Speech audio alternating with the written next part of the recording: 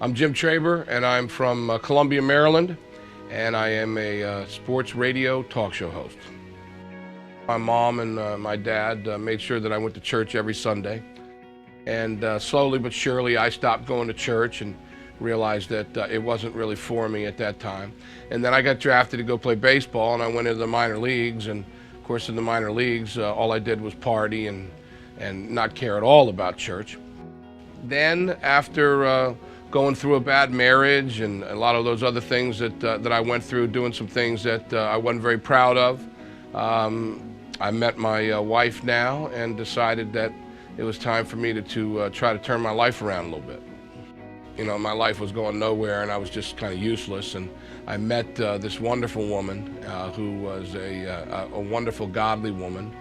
She had 3 beautiful little daughters that obviously I didn't realize at the time, but they needed a father.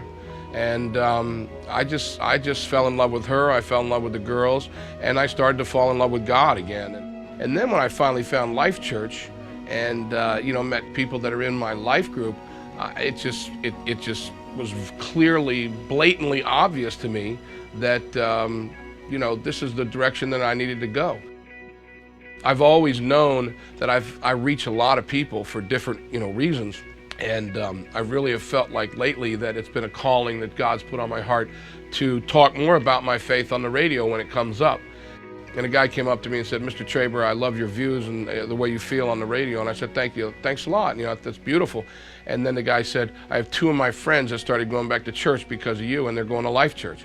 And I said, "Well, that's just as good as it gets. So if I could help some people get back to God like I was back to God, well, then that would be a wonderful thing for me." I really get a sense. I know that He's there, okay? I know when I tell Him that He's awesome and I tell Him that I love Him, I know that He hears me. And I think it's because I've heard Him. I always know I can come back and He'll be there for me.